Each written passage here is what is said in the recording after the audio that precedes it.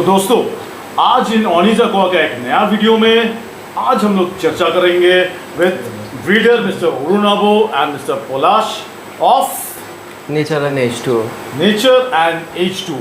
इसमें आज चर्चा करेंगे, it's all about discuss gill flukes. मानिए अब गिल फ्लूक्स हो गया, सिम्टम्स आप बोल रही हो क्या क्या दिखाई पड़ता है जिससे हम लोग पता चलता है गिल फ्लूक्स पक्का हुआ है? हाँ, सिम्टम्स क्या है? सिम्टम्स पहले तो है, अगर कोई सिम्टम्स होगा तो पहले ही मछली कॉर्नर पकड़ लेगा। उसके बाद वो सरफेस पे आने लगेगा ज़्यादा ऑक्सीजन के लिए। अगर उसे ऑक्सीजन हेवी ब्रीदिंग होता है वो गास्पिंग करेगा। बड़ा मछली होगा तो खड़ा हो जाएगा, गास्पिंग करेगा। अगर मछली छोटा होगा 2 या 3 इंच 3.5 इंच वो होगा तो मछली अनस्टेबल हो जाएगा। मछली आप देखोगे इस मोमेंट पे यहाँ है तो एक्चुअली वो हैपोजिटली रन करने लगेगा। एक्चुअली आप देख के समझ सकते वो ब्रीथ नहीं कर पा रहा, उसे एजिटेशन हो रहा है, वो यहाँ वहाँ दौड़ रहा है। इससे आपको, और जहाँ तक मुझे याद आ रहा है, मैंने मेरा एक्सपीरियंस के समय से, कि एक और भी सिम्टम होता है कि एक तरफ का गिल्स भी शायद थोड़ा बहुत उसका कवर थोड़ा खोल जाता है, ज़्यादा ओपन गिल्स होता है, कभी 2 तरफ ही होता है, बहुत हेवीली ब्रीथ। आप देख के ही लगेगा कि ये नॉर्मल नहीं है, इसका कोई ना कोई प्रॉब्लम है, इसीलिए वो गास्पिंग कर रहा है। बहुत ज़्यादा होता है, वो जो ऑक्सीजन का इंटेक का रेट होता है गास्पिंग, वो बहुत ज़्यादा हो जाता है। आपको देखने लगेगा कि उसको ऑक्सीजन नहीं मिल रहा, वो किसी वजह से तड़प रहा। अच्छा, तो ये गिल फ्लूक्स का प्रिवेंशन कैसे हो सकता है ताकि हो ही नहीं टैंक? ऐसा नहीं हो, प्रिवेंशन नहीं हो सकता, ऐसा नहीं है। हम लोग इंसानों के लिए भी अगर कोई डिजीज़ नहीं हो, इसके लिए हम इंजेक्शंस लेते हैं, BCG होता है, पॉक्स का होता है, ऐसे तो नहीं होगा, ऐसा कोई बात नहीं है। नहीं, पर एटलीस्ट अवॉइड जो बोल रहे हैं, जितने क्या स्टेप्स लेने से एटलीस्ट वो मोरलेस उसको हम लोग अवॉइड हो जाएगा कि शायद नहीं होगा, ऐसा कुछ प्रिकॉशंस ले सकते हैं। हाँ, एक्चुअली फ्रेश वाटर पानी का कंडीशन बहुत अच्छा होना है। हाँ, और दूसरा बात होता है पानी का जो टेम्परेचर होता है वो रैंडमली चेंज होना। मेरा टेम्परेचर, टैंक का टेम्परेचर है 32 डिग्री में, बारिश हो रहा है बहुत से, तभी मैं पानी चेंज कर रहा हूँ। उसका टेम्परेचर लगभग कम होगा, 22 होगा। वो जो नया पानी जा रहा है, टेम्परेचर फ्लक्चुएशंस हो गया, थर्मल शॉक लगने का भी मछली का चांस है। उसके साथ उसका जो फेवरेबल टेम्परेचर है उसको वो मिल गया, अदर्स एलिमेंट्स पानी में पहले से ही है तो वो एक्टिव हो गया।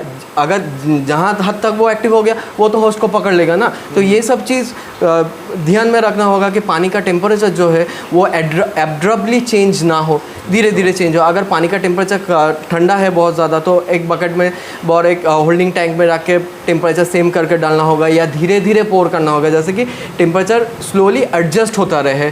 और पानी का क्वालिटी तो डिस्कस के लिए हमेशा ही टॉप नॉच रहना चाहिए, तो वो तो मेंटेन करना पड़ेगा, ये तो 100% है। ये सब अगर फॉलो करोगे तो कहीं हद तक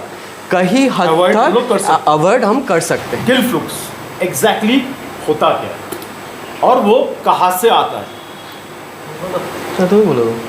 देखिए, फ्लूक जो है दो टाइप का होता है। एक गिल फ्लूक होता है, एक स्किन फ्लूक होता है। तो ये एक वर्म है, ओके। ये जब मच्छी का गिल में होता है, गिल में अटकता है तो वहाँ से प्रोटीन सक करता है और गिल को खाता है, ठीक है। तो मच्छी क्या होता है, सांस नहीं ले पाता है, इस वजह से मच्छी मरता है गिल शॉक में।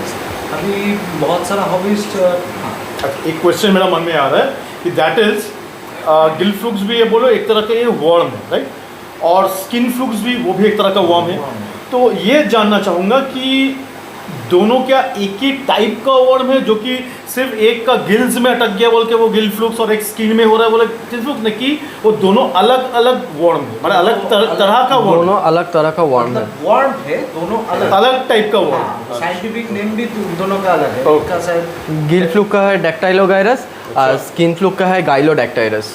अच्छा, ओके। तो गिल में जो होता है वो प्रोबेबली बड़ा मच्छी में अगर होता है तो वो टाइम देता है, तुरंत ही मच्छी नहीं मरता है, 2 दिन 3 दिन टाइम देता है। आपको देखना पड़ेगा कि मच्छी मतलब ऐसा पानी का सरफेस के ऊपर ऐसा रह के ब्रीथ करने की कोशिश। और उसके गिल्स भी मेरे ख्याल से शायद थोड़ा सा ओपन, थोड़ा सा खुल जाता है, हुआ होता है। बाकी ऐसा भी होता है गिल शट होता है, मतलब एक साइड का गिल से सांस ले रहा है, बाकी का गिल शट है। तो ऐसा एक तरफ से गिल बंद, दूसरा तरफ से बहुत जोर से सांस ले रहा है, और एक तरफ से।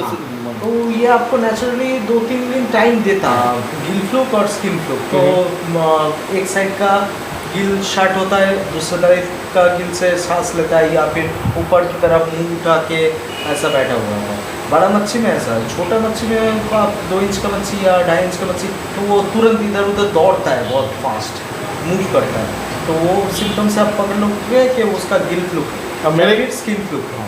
और मेरे ख्याल से नॉर्मली दिखा जाता है कि जब एक कोई भी इम्पोर्टर सेलर जो लोग नया फिशेस लाए तो वो नया फिशेस में नॉर्मली ये गिल फ्लूक्स होता है रहता है। वैसा- मेरा एक्सपीरियंस है, मैं बोल रहा हूँ, अक्सर देखा था कि नया बस फिशेस में जब लाया हूँ उसमें है ही, मैंने उसमें ऑलरेडी गिल फ्लूक्स थोड़ा बहुत एग्जिस्ट करता है, हो सकता है मैं तब नोटिस नहीं किया था सब कुछ। वो हो सकता है। तो आप जब भी देख रहे हो, मतलब कोई भी इम्पोर्टर से या किसी से भी मच्छी ले रहे हो, तो वो जो वीडियो दिखा रहा है 1.5-2 मिनट का अगर वीडियो होता है तो उसके अंदर उसका अगर गिल फ्लूक है ना, तो वो मच्छी ऊपर एक बार न एक बार जाएगा और थोड़ा गैस्पिंग करेगा।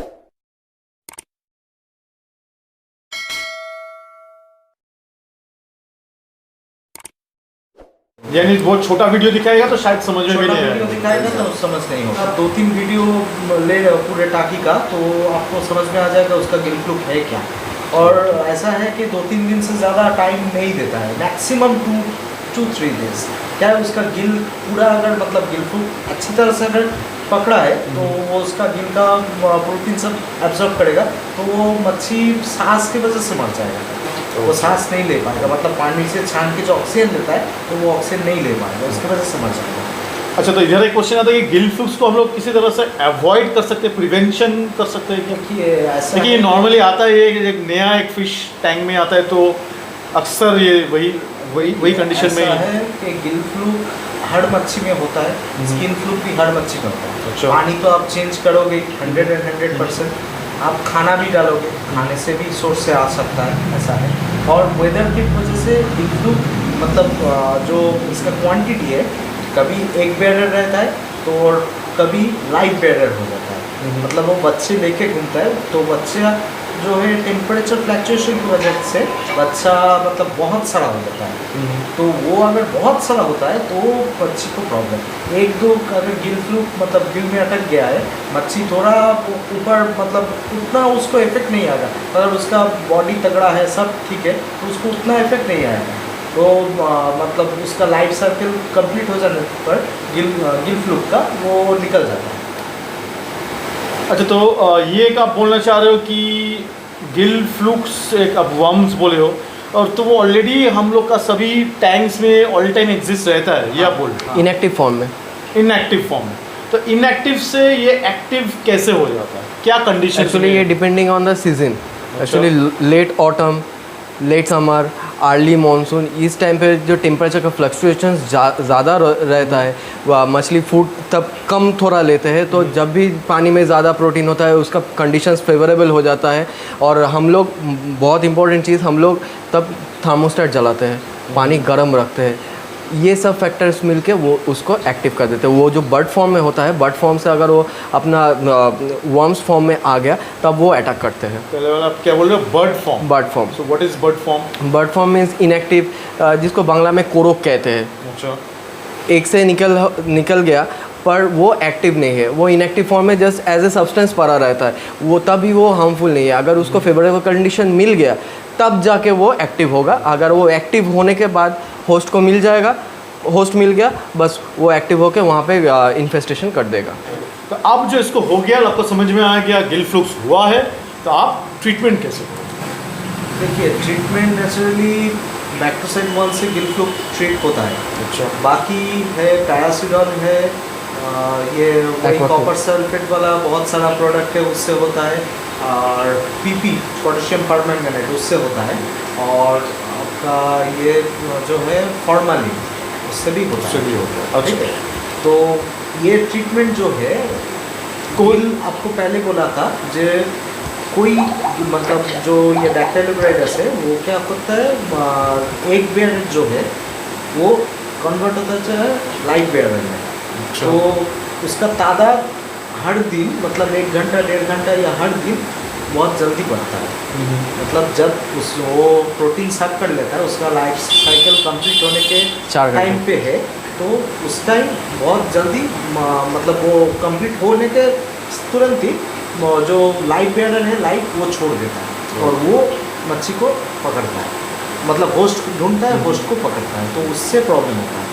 तो आप जब भी करो, पीपी करो या कोई भी ट्रीटमेंट करो, तो पहला उसको मारो, उसका अंडा जो है जो फूटेगा 4 आवर्स में होता है, तो वो अंडा जो फूटेगा, जो बच्चा है गिल फ्लूक का, तो उसको भी मारना पड़ता है। अच्छा, तो ऐसा मतलब रिपीटेशन एक करना पड़ता है ताकि मतलब गिल फ्लूक फिर से ना हो।